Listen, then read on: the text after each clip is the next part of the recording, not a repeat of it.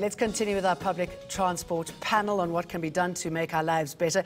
You were talking about what has been done in cities like Johannesburg, but let me ask you quickly, is the aim eventually to get people out of their cars and into the transport system? And how do we make that transport system more attractive for those people? Well, I think the aim, certainly in the large cities, is to use public transport more effectively. And I know that the impression from many of the viewers is very negative of the transport system, but there are interventions that are starting to happen. So one of the things that the city of Johannesburg did is that in the people who became part of the BRT, the owner-operators of the buses, went along with other taxi owners, went into a course at WITS called the Transport Taxi Industry Governance and Operations Management. And about 112 people went in, and initially, many people from the different associations didn't want to sit in the same class. And we insisted, no, it had to be in the same class.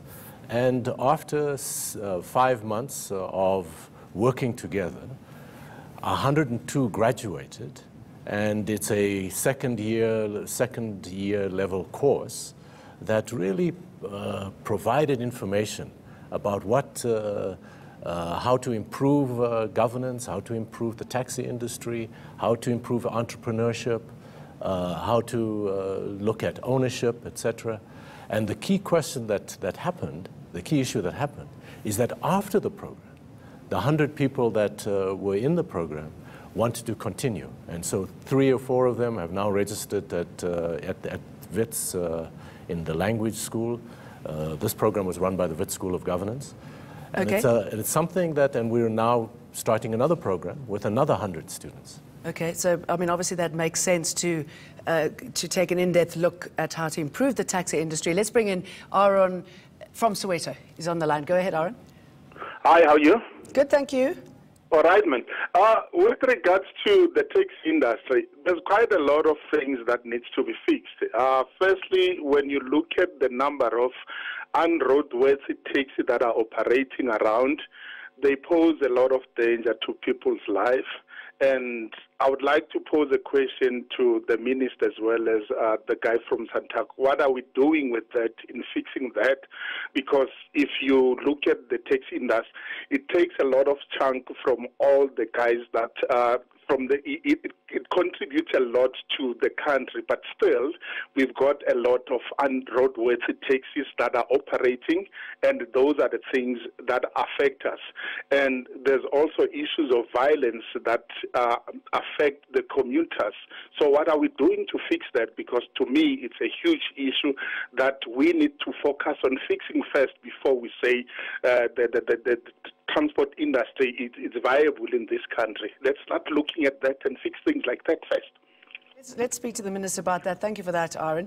Minister, I'm not sure you caught all of that, but how do you make the taxi industry safer for people and more attractive?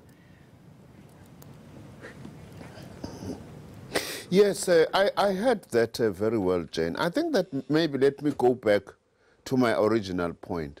We need to develop an integrated public transport system. In other words, the different modes of transport that are working with each other.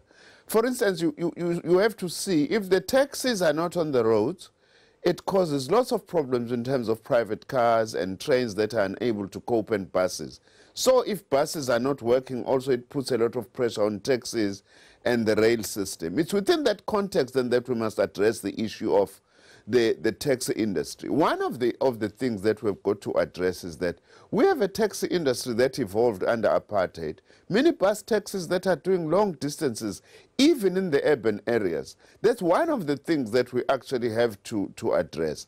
We must not also distract from the fact that the taxi industry is one of the most amazing achievements, of black entrepreneurship and black business. But there are quite lots of things that have got to be done. Aaron is right. The violence in the taxis is completely unacceptable. We have to actually address that.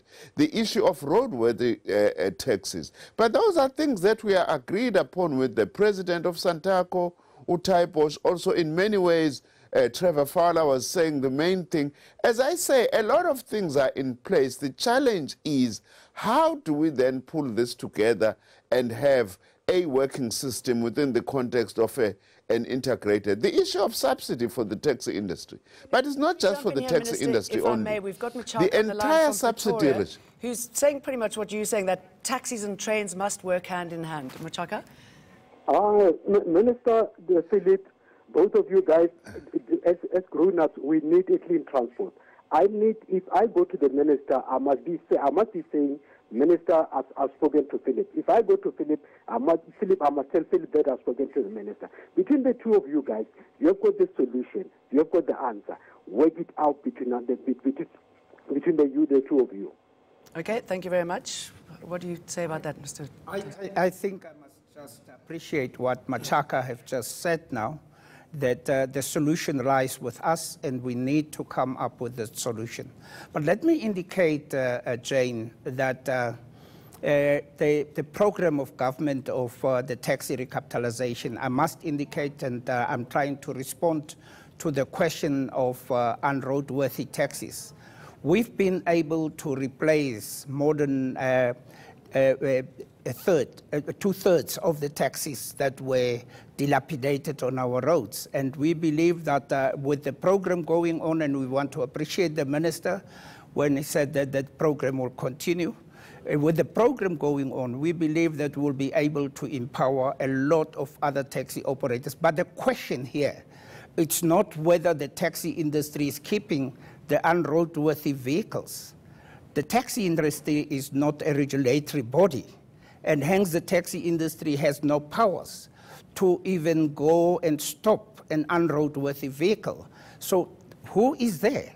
So, I mean, government institutions. Incredibly basic problems still dogging the taxi industry. I mean, Mr. Fowler, I wanted to throw it ahead and say, you know, can we ever see ourselves, and I know the minister was saying, yes, one day we could look like London and New York, you know, when in some countries people are fined if they don't car share, you know, bike sharing, all of those lovely things that you see in cities that work really well.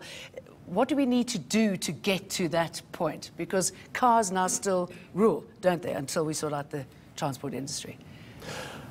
Well, I think the key intervention is really looking at the different modes. So in Johannesburg, they had bike lanes. I think those have now been removed because of the politics in Johannesburg. Yeah. But they've continued with programs that will extend the bus rapid transit system in association with the taxi industry. But I think the key question is, how do you ensure, as the minister is saying, integrate all these transport modes, so that if you are using a bicycle, that you're not endangering your life, that in fact you are able to use the bicycle, you're able to use other modes, and that these modes then work together. And I think that's one of the key focus we must focus on. How do you get the different modes to try to work together? Okay, I mean, that makes sense, because there seem to be too many different journeys, Minister, in getting to work, isn't there? I mean, even if you take the Gau train, which is pretty effective, it's expensive, and you still possibly need a taxi to get to a Gau train or somebody to drop you off. Is that a model that could work once it's perfected? I'm quite confident that that model actually can work. I think that as South Africa, we have got the infrastructure. As I say, the most important thing, how do we use the investments cleverly to actually facilitate such an integrated transport system? As I say, for example, minibus taxis have been playing a very important role, but doing maybe long distances.